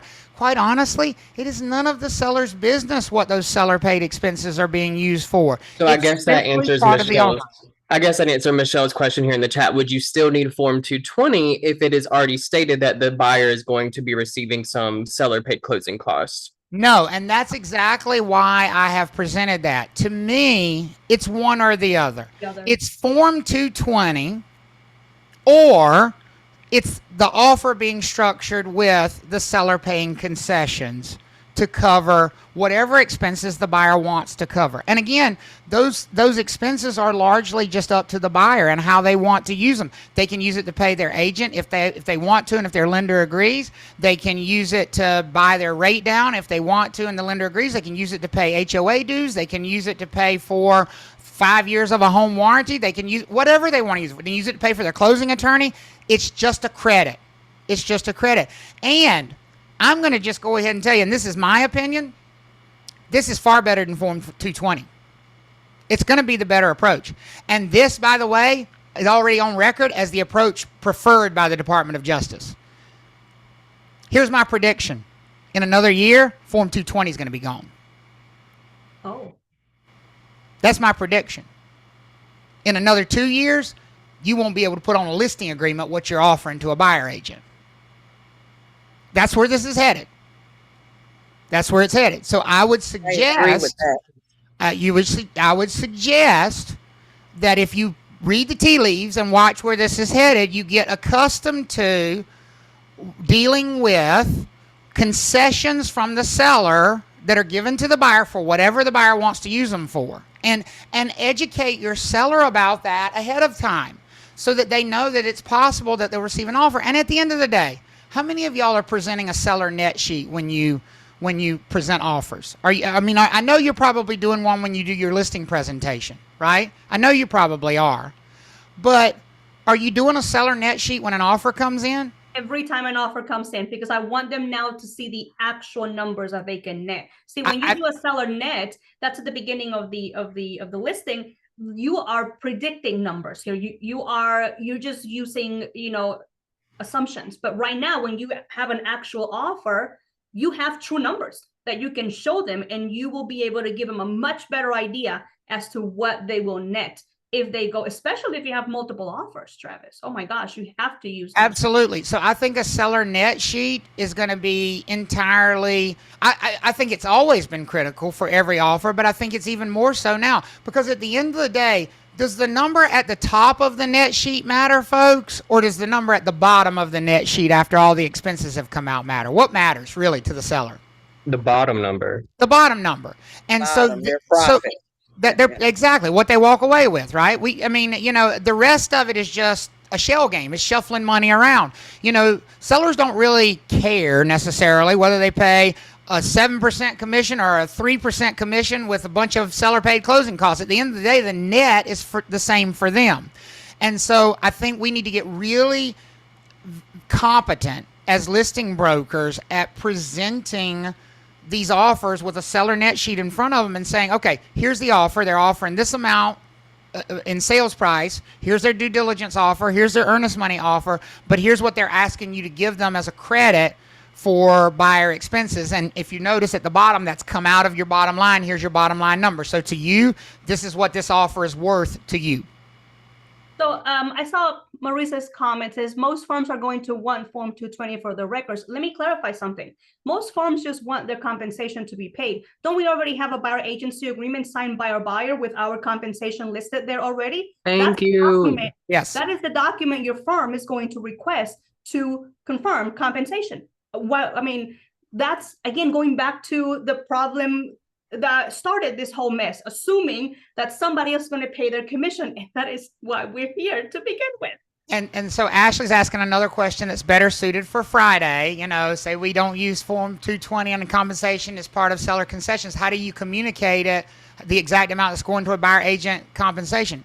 Well, I don't know who you would communicate it to. That's not between the listing agent. You wouldn't communicate it to the listing side. It's not their business. Right? You wouldn't communicate it to anybody other than your client and probably their lender. So that would be a conversation to have on the buyer side. And I just had a very detailed conversation with the single biggest mortgage originator in North Carolina. So some of you probably work with him and his team. They're huge. On Monday about this, and he said specifically FHA, VA, USDA, and all conventional programs that are packaged to be resold on Fannie and Freddie have been told that if they receive a contract where the requested seller concessions exceed the limits, they have been instructed to ask, is any of this going toward buyer agent compensation? If so, send us the buyer agency agreement so we can document that, and we will ignore that portion of the seller paid concessions on the buyer side for figuring out their maximum. So it's not going to be the loan issue that it would have been in the past. They've gotten that directive, you know. So now, obviously, does it need to appraise for the purchase price? Of course, and that's something as a seller you'll have to evaluate with any offer that comes in. A separate discussion, though. It's a separate discussion. Kyra. I think it's Kyra. It might be Kira. I'm sorry. No, you're right. It's Kyra. Hey, Travis. Hey. So when you guys are talking about the 220, I'm with EXP, and EXP is saying we have to specifically get that 220, and it has to check seller will pay. And that's fine. That's fine. If that's your directive from your office, that's your directive from your office. I'm not saying that's wrong. I'm saying that's the route they've chosen. You know, kind of my role is to tell you what all the routes are, and then you have to align that with what your broker in charge has decided is appropriate for your office. Your Now, office can have other policies as long as they Right. don't go against what the rules and the laws are. They can have their own policies. But it is an internal policy. It doesn't mean that every broker in the state has to do the same thing. It's just your Right. office. And if you don't like how they're doing that, well, that's why you're an independent contractor, right? right. And so just to be clear about what Kyra's question comes from, this is the 220 form. And this form allows for outlining of the buyer agent fee to be, agreed upon. And preferably, I would like this done before showing even takes place, folks. I think that's the preferred timeline. We'll really harp on why that is on Friday, in the buyer side. But as a listing broker, you need to be aware of this form. Whenever this is done, you're going to have a choice here of who is paying the compensation. Now, here are the boxes and how you should use them. Right here, we're focusing on this section right here. And whether you're, I'm sorry, I'm not on screen. Whether you're with a firm that says you got to do it one way or an office that allows you to do it anyway, you need to hear this answer. If the seller has authorized you in your listing agreement to offer compensation. So again, we're going back to the listing agreement. The seller has said, yes, I want to pay a buyer's agent, and they've put a number on that listing agreement. Then you need to be checking this box right here. Because think about what the listing agreement says. The listing agreement says that the seller is authorizing the firm to share their money. So Right. if it's done on the listing agreement, it needs to be that box that says the listing firm agrees to pay. If it's not done on the listing agreement, and if it is something that the seller agrees to do later on than the listing agreement, then you would check that box that says it is the seller who agrees to pay. Now, I cannot tell you why certain offices have chosen to do different routes. I can imagine, I can guess why they've probably chosen that route. They probably want to be out of the discussion with sellers in advance about paying, and they want it to happen later on, and that's their choice. That's totally their choice. But just to be clear, is everybody clear on which box to check here on Form 220 as a listing broker? If you negotiated it, so help me out. You can throw your answer in the chat. If you negotiated it on the listing agreement that they're going to authorize payment to a buyer agent, which box gets checked?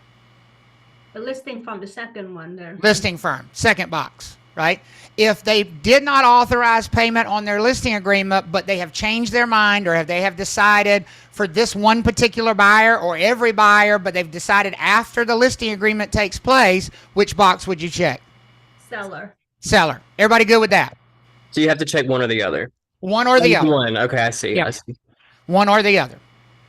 The payment's coming either from the listing firm or from the seller, and then you would fill out the rest of it. As far as who needs to sign this thing, obviously, whomever is authorizing the payment definitely needs to sign it, right?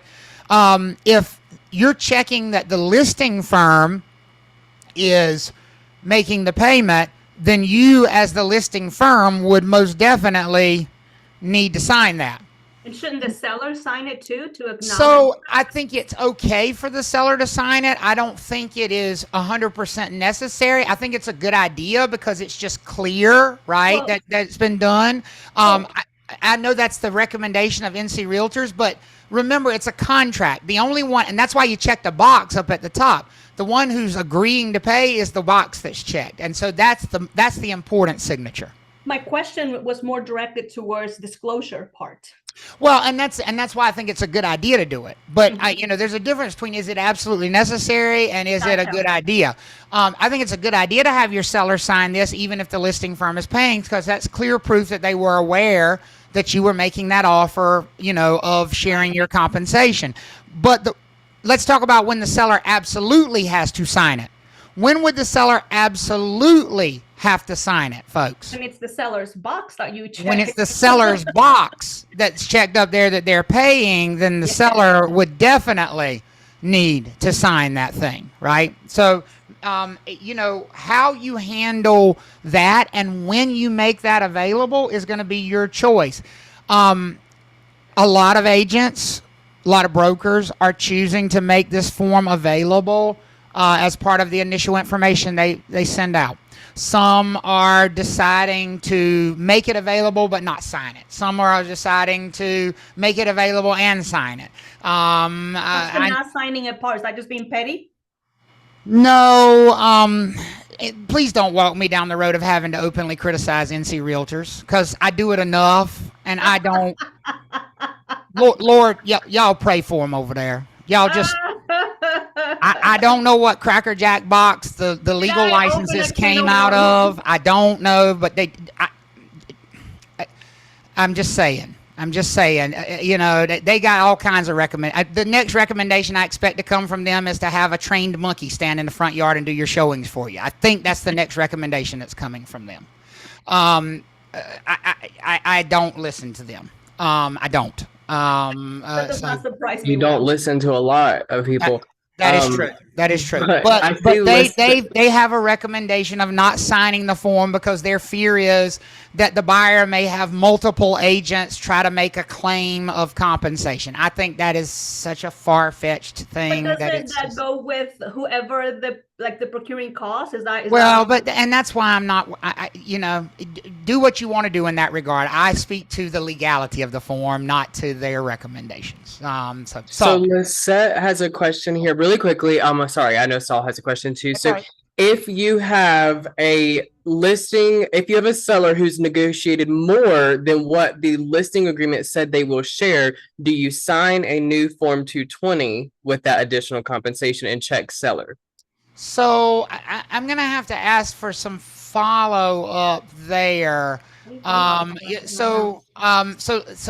trying to work this out in my head. So on the listing agreement, let's say they authorized 2%, and then they at some point they've agreed to pay an additional amount. Yes, I would think you would need a new Form 220 if you were going to handle it that way. Keep in mind. That could also be handled simply with the buyer asking for seller-paid concessions through their offer, so you may not need to readdress it. It depends on how how it was approached. If it was approached as, hey, maybe the buyer sent you an updated Form 220, and they want you to sign one that says 2.5% because that's what they've agreed to pay their buyer agent, then yes, you would need to update Form 220 at that point in time. You probably have to look at your listing agreement and renegotiate your own contract? You know, I think you would probably need to go back to your listing agreement and amend it as well to reflect those numbers and reflect that in the total being paid, because otherwise you might be taking that reduction from your fee.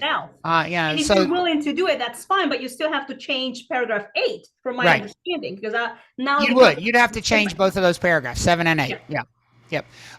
So it's Saul. Saul, I know. Leave me alone. I know him. So he's not Better Call Saul, okay? He is better. He's better than better. I'm good. How are you, friend? Pretty good. Look, so can we go back to the 220 form, please? That way. Thank you. So basically, 2 days ago, this listing agent sent me the form before showing the property, and it had it checked. Seller agrees to pay selling firm commission, but she checked 2 boxes. She checked the first one where she put 2.4, and then the other one where she willing to pay. Let me see what are the exact words. She put seller will pay compensating buyers agents firm only for offers over 250. So they checked okay. So now what you're saying is I don't like that. They drafted some language here to put in there. On the order. Yeah, I don't think it's ethical, and it can get messy because I can set a full price offer, right? With that. See, that gets us into a really tough area here. This is not demure. You're right, Angela. And it's not mindful either. I'm not going to say they can't do it, because technically they are a party to this agreement. They're signing on behalf of their office, and so technically they probably can. Just because you can, should you? I don't think so. Yeah. But they should have put other instead of the first one. Well, and that's what I think they should have done. I think they should have just put other, and here's the thing. I don't know why you would need to say something like, we're only going to pay this if we get an offer of this, because ultimately the seller controls what offer they accept. Reject the offer. Right. They can simply reject the offer. They could simply reject the offer. To me, that's just doing way too much. You do too much. You're doing too much. You're doing too much. You know what? Yeah. You know what I think will solve a lot of these problems? If we just happen to read the damn documents. Can we just read them, please? Let's just read the documents Right. instead of just putting things in and just assuming that we're conveying information that is already there. I 100% agree. So I Read the see docs. I see a question in there, and I'm going to approach this because, again, it's better as a Friday question, but I'm going to approach it from the question of the listing brokerage here. I had to submit an offer on a very competitive property quickly. The listing agent confirmed by phone and email that the seller would pay a commission to the buyer's agent. However, the listing agent did not sign Form 220, which I sent before submitting the offer. In this situation, will I still receive the commission from the listing agent's firm even though the form wasn't signed? So I know y'all are going to hate me for going back to the same advice I've already given, but here is the way I would handle this from both sides of the transaction. Either have Form 220 signed and in place before any offers fly, or handle the compensation as seller paid concessions on the contract itself. I do not recommend submitting offers based on what you've been told by the listing agent and hoping things work out. I don't think that's a good idea. I'm not going to say that they might not be obligated, especially if they put it in an email, but I'm going to say it would make it really hard for you to collect on that because you're going to have to sue them and it's going to get ugly, and who wants to do all that, right? So I think we're getting so caught up in this Form 220 because we like forms so much that we have told ourselves we always have to have that Form 220. There's another way.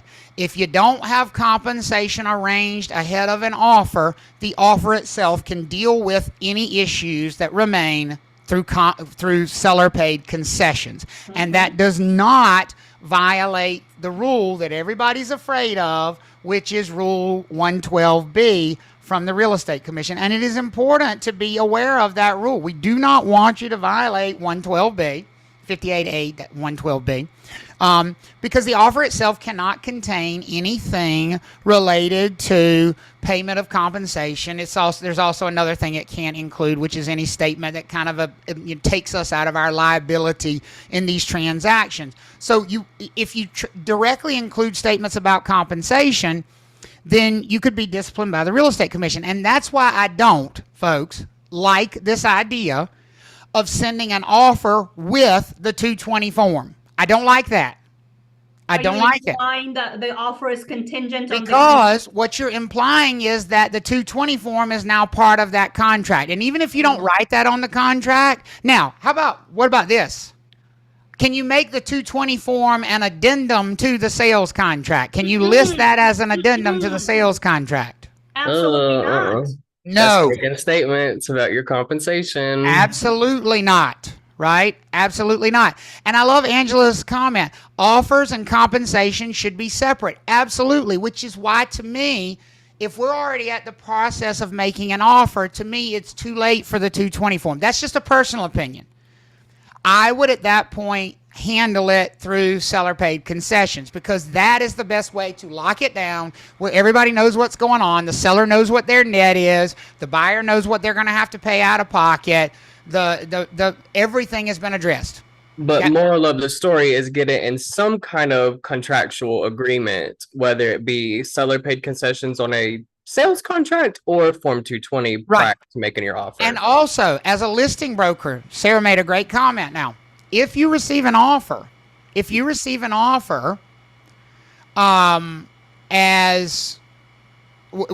a 220 form, should you put those two things in front of the seller and they sign only the contract? Are you going to say to them, well, you can't accept the contract without signing that 220 form? Are you going to say that to them as a listing broker, folks? Can't do that.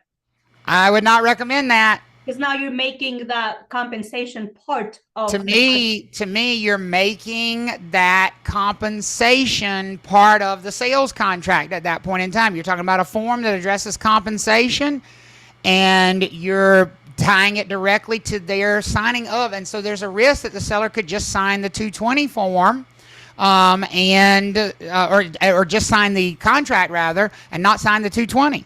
So again, I think the 220 is something for before offer. I really do. I really, really do. I really do. That's my opinion from both sides. I have one more topic. Oh, go ahead, Seth. Sorry. Just real quick, Michelle said, can we add the seller paid concessions to the 2T and also have Form 220 as a backup? So here's the thing. No, I don't think that's appropriate, because now you're double dipping. That's exactly right. Now you're double dipping because they're two totally different things, right? And never double dip in the cheese dip. Exactly. Get it? Don't do that. When the buyer is asking for seller paid concessions as part of the sales contract, and you're also enacting a Form 220, you might be obligating that seller to pay twice. Yeah, and I don't think that's your intent. That's not the intention. I don't think. So, I hope that's not the intention. I think why people are doing this is so that they can have some sort of additional confirmation that they are going to be paid their compensation. So you don't need additional confirmation other than either the contract stating that your buyer, because I think, Travis, we have to go back to think about it this way. If the buyer is asking for the closing costs, right, as concessions from the seller, please remember, this is not the seller paying the buyer's commission. This is the buyer paying their buyer's agent commission. The seller is just happening to credit the buyer for that. So why are we making it sound like it's coming from the seller when in reality, you have a contract with the buyer that it's the buyer paying your compensation? How that buyer comes up with the money, that is them and their decision. They chose to do it or get that money from the seller. Just like just like closing costs are the buyer's responsibility. Whether or not they negotiate that money to be paid from the seller, that is their decision. At the end of the day, it is their financial responsibility to pay for it. Does that make sense? Yeah. Mm-hmm. So, Stephanie, you are again asking me to wade into the waters of directly criticizing the North Carolina Association of Realtors. And I'm going to do it. No, why? Because I'm going to answer the question. I'm going to answer the question. Stephanie asked, what if the buyer puts in writing that they want to make their offer contingent on Form 220 being signed before the offer to purchase? Now, I'm going to give you the legal answer, which is the answer you've gotten from NC Realtors. That's fine if that's what the buyer wants to do. The buyer can do whatever they want to do. But that's NC Realtors. The buyer can write whatever they want to write, even according to the Real Estate Commission. The buyer can write whatever they want to write. The buyer can make it contingent on whatever they make it contingent on. Here's my problem.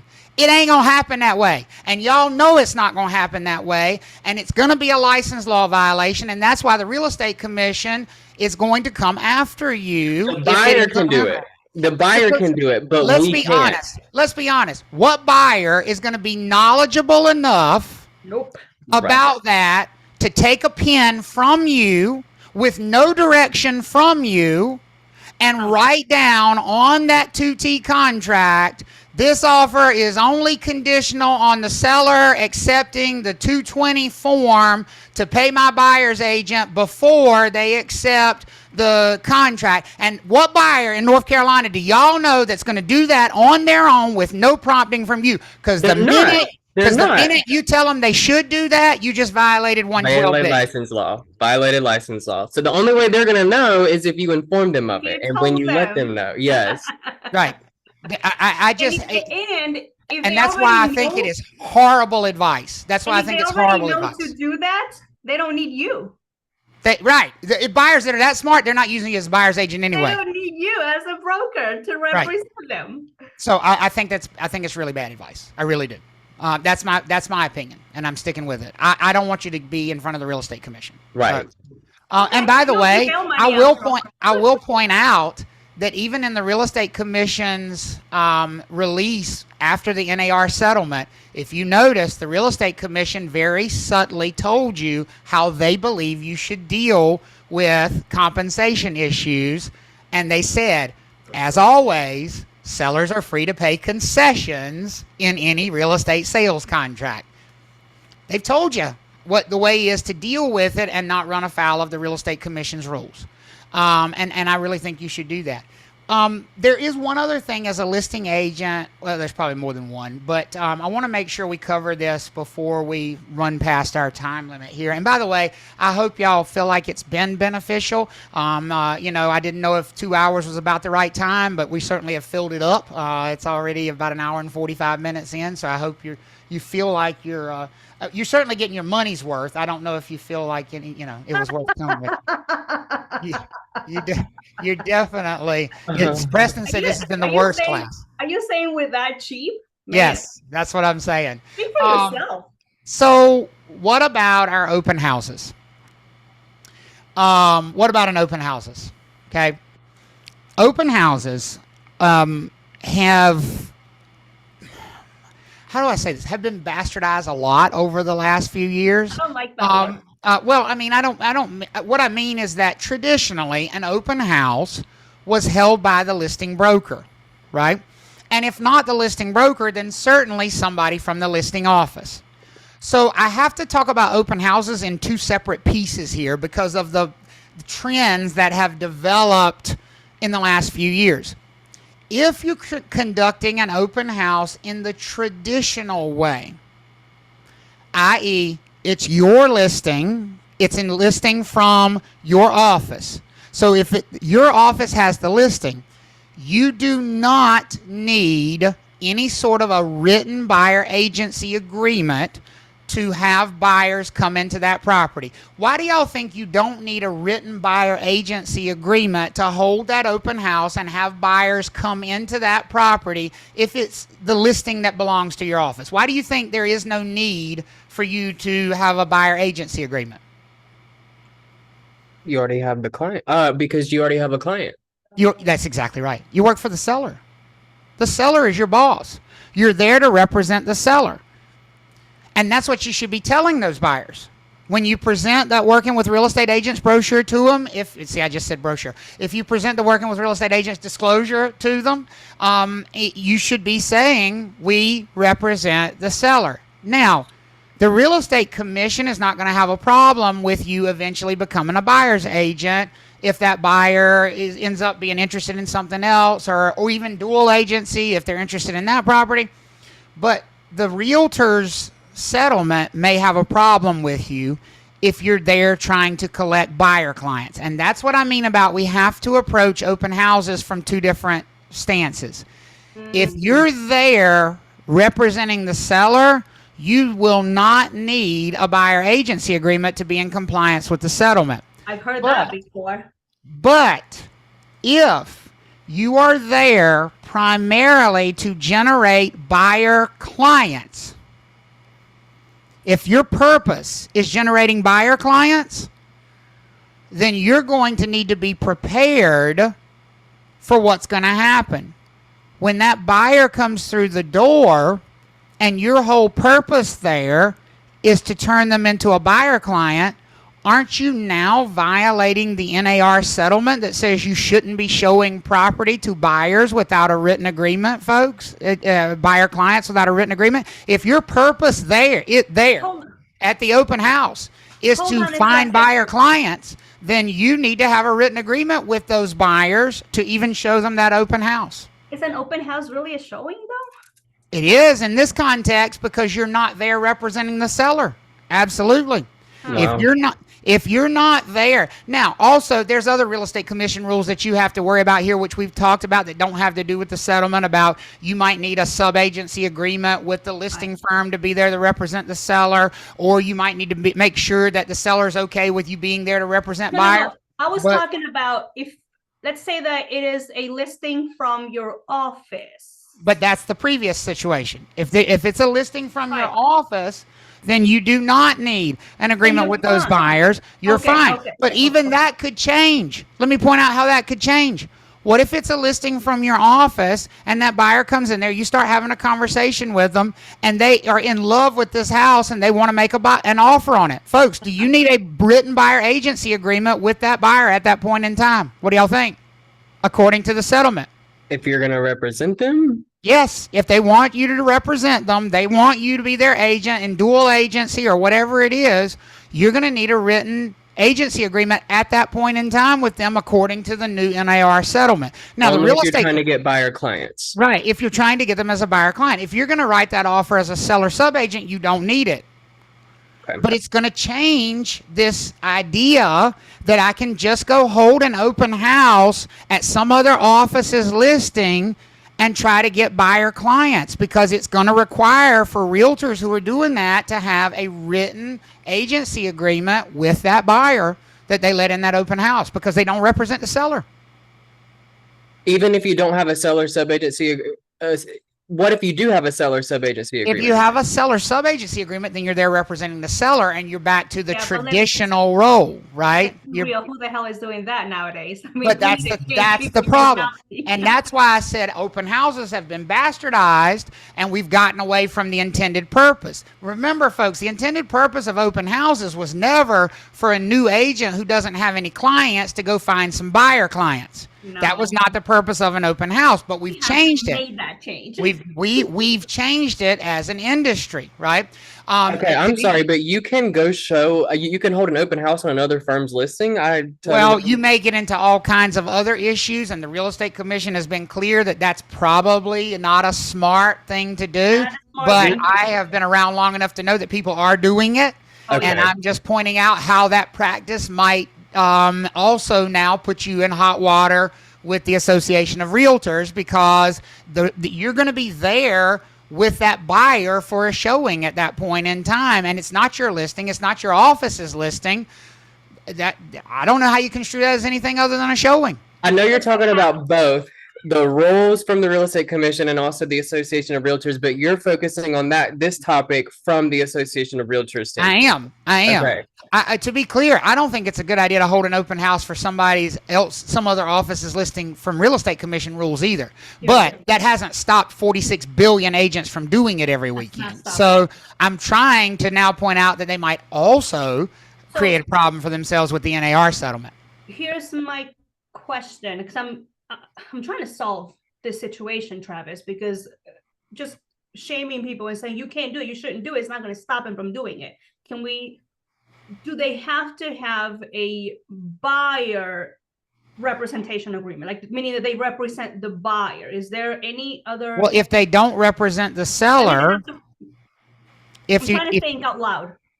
Well, I'm thinking for you out loud. Yeah. So that's what I'm saying. That's what I'm saying. If for that specific house, yes, they do, because they're not there representing the seller, which is why, what's the grand takeaway from this, folks? Don't do an open house unless it's who's listing.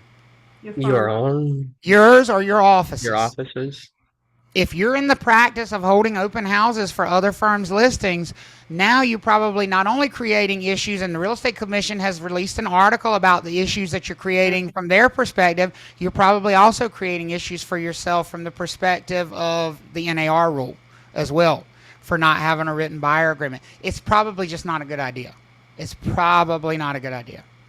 I'm not going to say it's impossible. I'm sure somebody could construct some hypothetical situation where they could make it work, but it's very doubtful that somebody can pull it out. To make sure I'm clear, if you're holding an open house, this is from, I know everybody knows we need to stay in compliance with North Carolina Real Estate Commission rules, but thinking from the Association of Realtors standpoint, if you do not represent the seller, you've got to have an agreement with the buyer, every buyer that walks through that door, to show them that property. That's right, because if you think about it, the settlement doesn't give an exception for open houses. The settlement simply says if you're showing a property to a buyer as anything other than the seller's agent, you need a what with that buyer?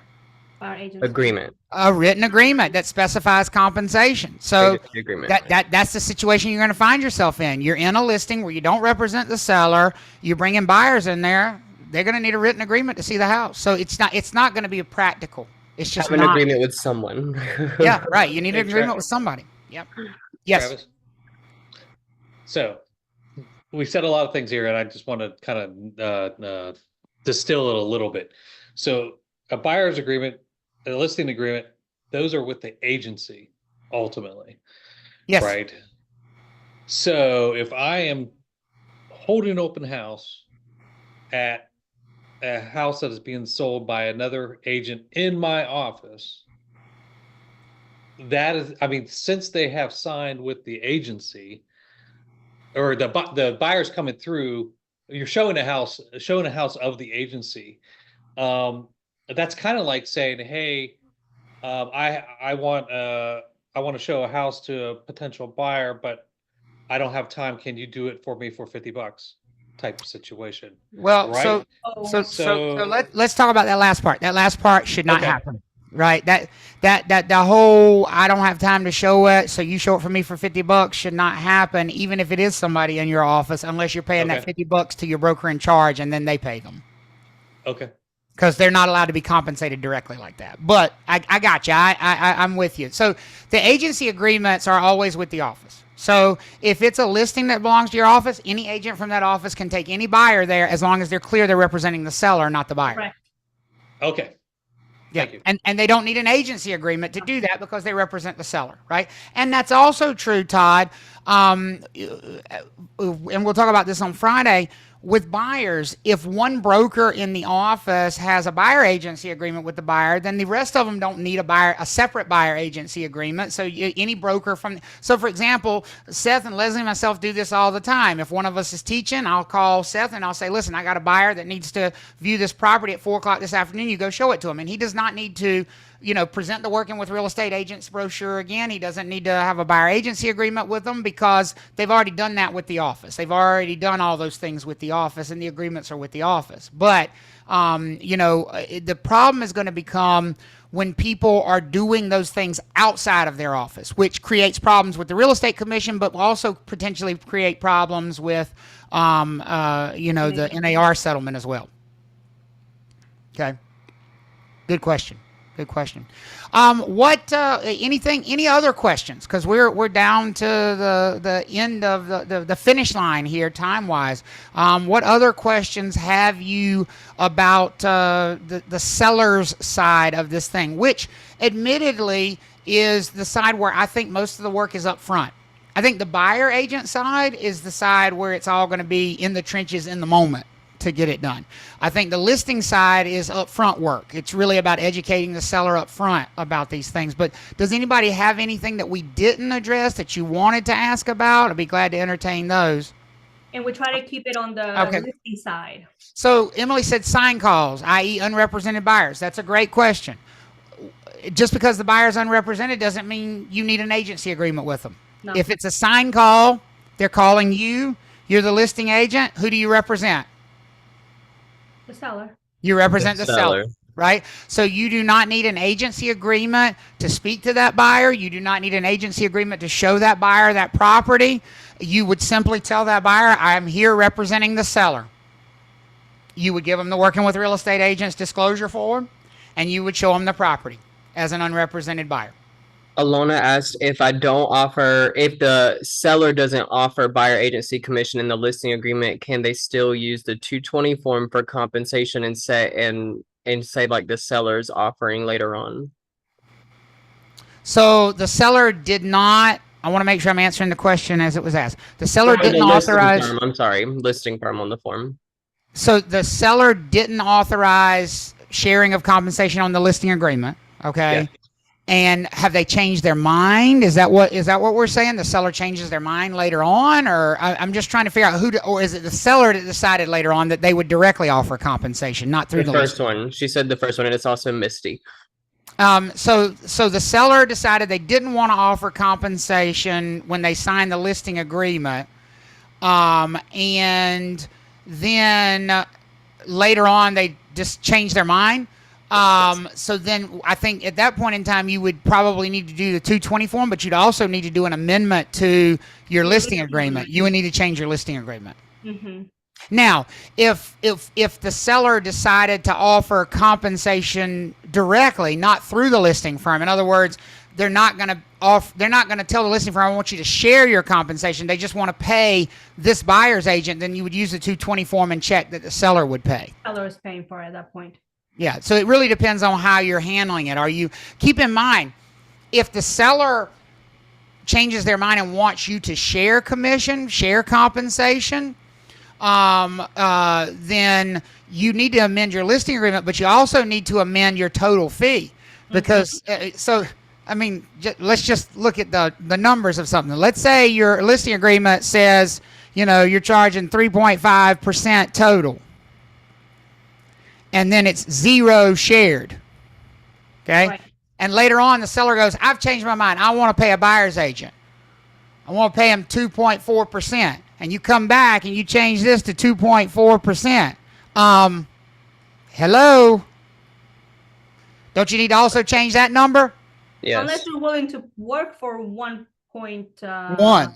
Right, 1%. exactly. Because remember, that's coming out of that total. So, just be aware of that if you're going back to amend the listing agreement. So it might be better, as Denise said, to just, if they're doing it after the fact, it might be better to just do it with the checking that the seller would pay rather than the listing firm would pay, because that will save you from having to go back and make an amendment to your listing agreement. Question, Seth, Travis already answered that question. If we mark seller box on the 220 form, does the firm need to sign that document? I think it's a good idea. I don't think it's absolutely necessary, but I think it's a good idea. I would. Because it's just make sure that everybody's on the same page. What's necessary is that the party that's paying has signed it. But I think it's a good idea to have all the parties sign it. And Angela said, I was told the listing agent could change the buyer's agent commission amount without the seller's permission. Is that true? No, not true.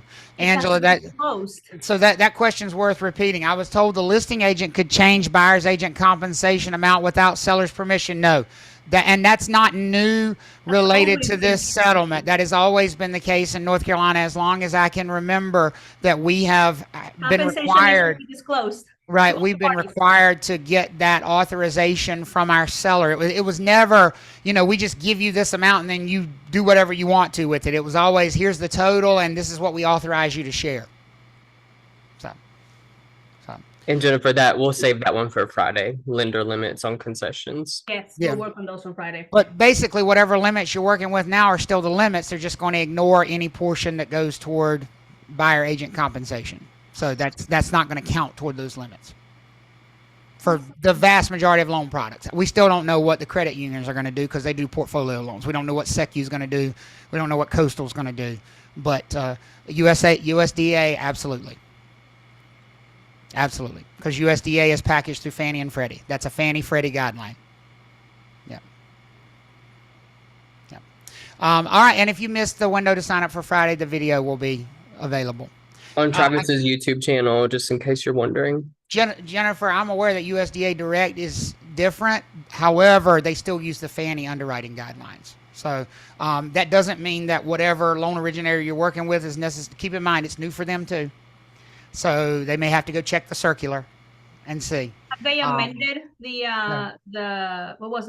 contract to point out on the seller paid concessions? There was a document, or maybe it was the buyer agency agreement that had it wasn't allowed by lenders for commissions to be paid. What loan are you talking about? I think it's the FHA VA addendum. I think. The FHA VA addendum. Yeah, VA has amended, and they allow the payment of it, and they're not counting it toward the maximum contributions too. Yeah. Oh. Yep. Okay. All right. Thank you all for such a great session, and we hope you learned something. We hope you were not bored, and I'm sure we'll see some of you all on Friday. All right. Thanks for coming. See ya. Have a great day, everybody. Thank you. Thank you greatly. See y'all. Thank you. Thank you. Thank you, Travis. Thank you. Thank you, Travis. This was great. How soon will this